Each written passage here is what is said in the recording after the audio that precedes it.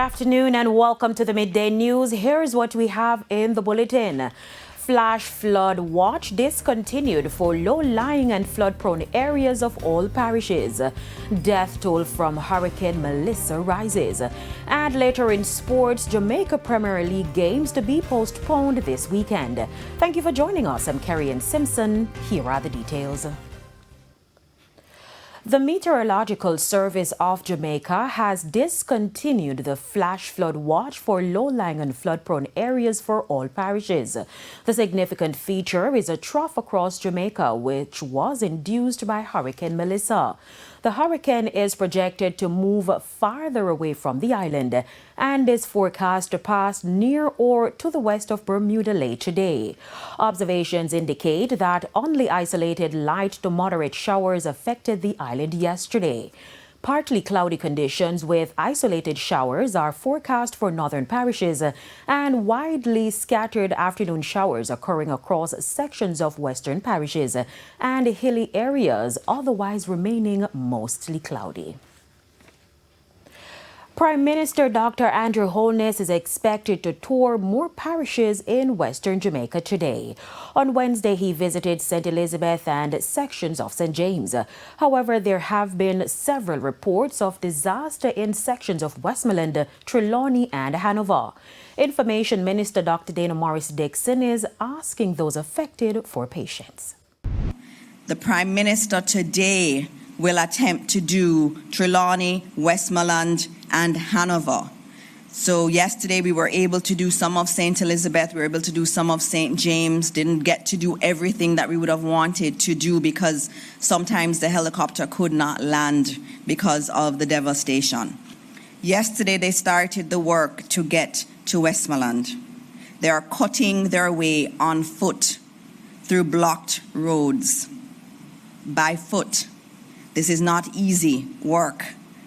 So they were able to get to Black River through a lot of very difficult work and difficult conditions.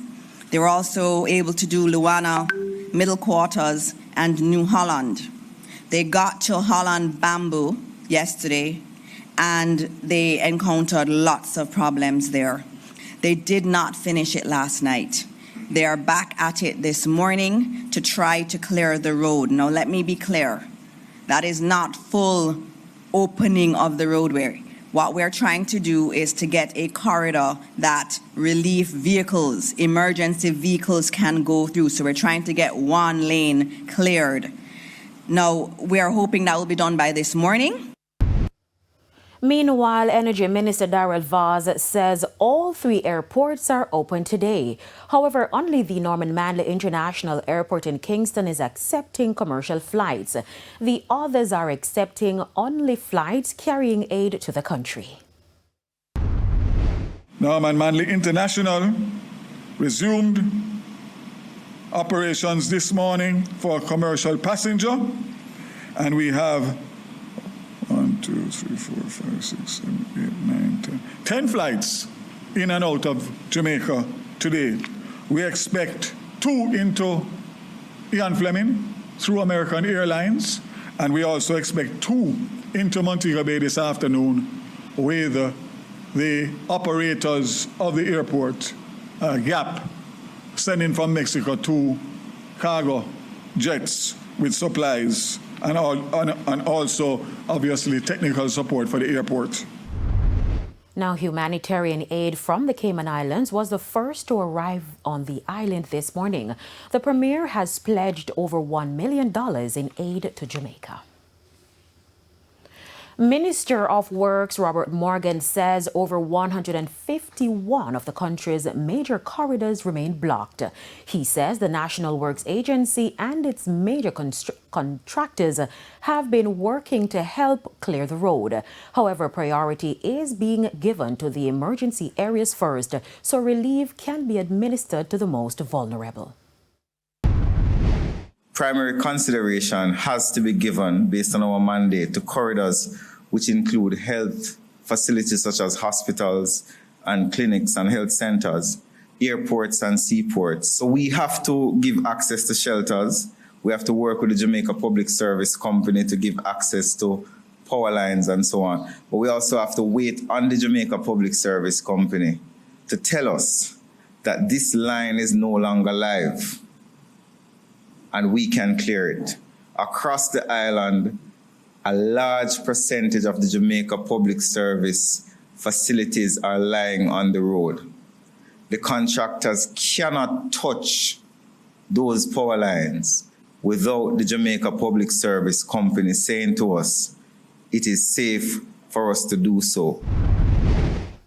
Meanwhile, more than 70% of JPS customers are still without power. Minister of Transport Daryl Voss provided a report during the special press briefing this morning. Clarendon, totally out, 51,000 customers. Hanover, same, 16,466. KSA North, 96,000 customers, 25,000 without light. South, 60,091, only 3,946 have light. Portland, 23,000 customers, 19,000 without light. Portmore, 52,000, 31,000 without light. St. Anne, 46,000, all up without light. St. Catherine, 86,000, 50,000 without light. St. Elizabeth, 45,000, all out. St. James, 62,000, 61,000 without. St. Mary, 30,000, 29,000 without light. St. Thomas, 20,000, 4,657 without light. Trelawney, fully out at 20,712. Westmoreland, 34,000, all without light. So total customers out as of October 29th is 542,000, and customers restored over the last 24 hours, 52,000, leaving 490,000 without power. TVJ News understands that over 6 bodies were counted and more to come as communities remain cut off. Shmela Pullen reports. The eye of Hurricane Melissa made landfall in Westmoreland. This section of the storm tends to have higher winds, seas, and storm surge. The result, communities have been left in ruin. Member of Parliament for Westmoreland Eastern, Dr. Dayton Campbell, says at least 6 deaths have been reported, but the death toll is expected to rise. The Chantilly primary shelter collapsed. A female died. There are 3 other bodies in the Darliston division, another one in Lennox Big Woods and one in Holly Hill and one in Lower Darliston. The Seaford Town area was also decimated, and there are reports that there are 2 bodies over in that area. Community of Amity was destroyed as well. I'm getting reports that there are some bodies as well in the Petersville area, which is in the hillier section of the White House division. Down on the flat from White House proper itself all the way down to Belmont and Bluefields, the devastation is significant. In central Westmoreland, the main road in the Cornwall Mountains remains completely blocked. A massive tree tangled with branches, mud and fallen power lines lie across the thoroughfare, cutting off access to several communities. Dozens of homes have been destroyed, roofs ripped apart and roadways washed out by the storm's fierce winds and torrential rains. Many communities remain isolated and unreachable, with phone and internet service still down. The entire area is without electricity, leaving residents in total darkness as they cautiously pick through debris, trying to access the full scale of the devastation left behind by Hurricane Melissa. I'm born, I first never see this. Some people say the same thing. People lose all them life, isn't it? Right now I walk the waterworks from McAlpin just to go link my youth them. Well, right now about this time myself from about 2 o'clock I walk and now almost 5:30. You understand? Like I say, I pass in a Westmoreland itself. No boardhouse, no safe. Concrete house get damaged, shattered windows. People might tell them I'm a traumatized thing, man. Isn't it? So right now we have to just go and keep hope, same way, and anybody out there in life, just go and help me wider right now, that's the thing go and work. You see me? I am walking this morning from White House. And I can tell you, not even bike can cross it. Bicycle, nothing, you have to walk. Some areas we have to chop away through. We have cut our way through this morning. There's no, I don't know when we're going to come back from this, but I'm telling you, everything gone. Dr. Dayton Campbell is calling for urgent assistance from government agencies and relief organizations to support affected residents. We need urgent intervention from the JDF. We've reached out. The leader of the opposition has spoken to the Prime Minister. We need urgent intervention. We need the removal of the dead bodies ASAP as well. That's going to pose health-related concerns. People are also without food. Even if they made adequate preparation, they would have lost the supplies during the passage of the hurricane. People need proper shelter, need the medication, people need access. Even if they're trying to repair their abode, they can't get to the hardwares and those other things to get the items because there is no passage. Shamela Pullen, TVJ News. More devastation coming out of St. Elizabeth in the aftermath of Hurricane Melissa. Kelisha Williams has been speaking with residents. Thank you so much. So we're in Calabash Bay in Treasure Beach, St. Elizabeth. And when we came here on Sunday before Hurricane Melissa passed through, vehicles were able to drive on this road and go all the way down to the beach. I'm going to ask my videographer, Ivan, to just come with me. As you can see, it's next to impossible now for vehicles to come all the way down here. Just a widespread erosion. And I was told this was caused by the storm surge that came all the way above these buildings and came all the way on land, even affecting some of the houses above. I spoke to one resident and this is what he had to say. This is the worst one we've ever seen. Until now, it's the worst one ever happened here.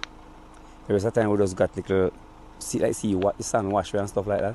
But this time we mash up building, we mash up the engine house, whole storage stuff then. We mash up the group house, we mash up the bathroom, and mash up the road. Whole lot of things we lose. Yeah, man. But so far no boat get mashed up. But no boat don't really wash off. One, we lose one boat. But the rest of them, we should take them from higher ground as you see when they come the other day when I was talking to you right here. Yeah, man. Now to the beach, or what's left of it. A few days ago, residents could walk on this beach in Calabash Bay and they could feel the sand between their toes. But now the beach is gone, as you can see. It's a lot of debris from the sea, small rocks, even nails. As you can see, some residents here, they're trying to remove a lot of nails that washed up on the shore here. The other challenge too is that some people have not heard from fishermen who live on the Pedro Keys. Apparently 17 fishermen were there and they're hoping that they managed to get out before Hurricane Melissa made landfall. So the sea went in. The sea came in and then it take off all the things that were outside. It take completely gone, the stage completely gone, the tree and the rock stone fell inside the restaurant. Glass, everything mashed. In my experiences of hurricane, I've never seen anything near to this hurricane. Nothing. I hear everyone saying that. What do you think what makes it different from the others? Well, I would say the wind.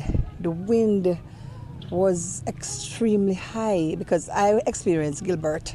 I was in Santa Cruz when Gilbert came, and it was nothing like this. I was in Ivan. I was in a high-rise building in Ivan. It was nothing like this.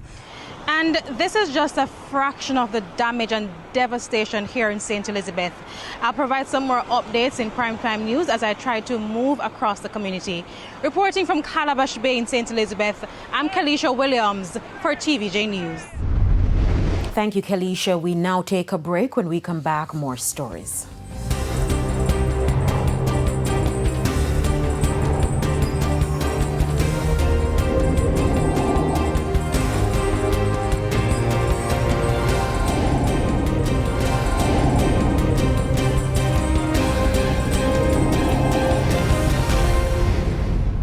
Welcome back to the Midday News. Over in Manchester, people across several communities are still trying to get back some level of normalcy. Romardo Lyons is still in the parish and now joins us with an update. Thanks, Kerry. From what I've seen, recovery work is still being done at the community level. A lot of people are just jumping around, doing stuff together to clear roadways, for example, ensuring that motorists can get to and from point A smoothly. Now, I visited Mayhill. It's a very small community in Manchester, and I spoke with an elderly man who recounted a very scary story about how he had to run from floodwaters to save his life. I spoke with him, and this is what he had to say. This location is right at bottom. And my name is Denval Powell, Denval. If you could describe the damage with one word, what is that word? It can't describe. The damage can't describe. The home how you get back away. No, the journey through the community shows that the situation isn't ideal. All he's asking for is assurance that they will get some help. Boat, man. I'll run for the car and go up there, sir. Man, I tell you. The first part of the rain, that made down here. The first part. You see the second part, I come. Me that down, but me couldn't make it. Me couldn't make it, man. I me that down here, man. Me that down.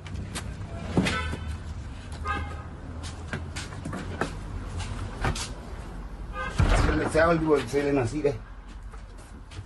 there. See inside, see there. See there.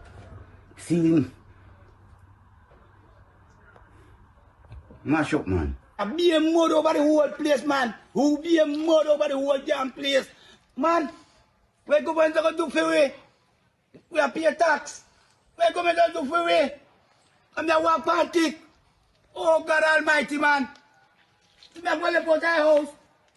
Oh, God Almighty, man. See there? I be a mud, man. I be a mud, me I walk to. Oh, God. Oh, God, man. I need help, man. I need help.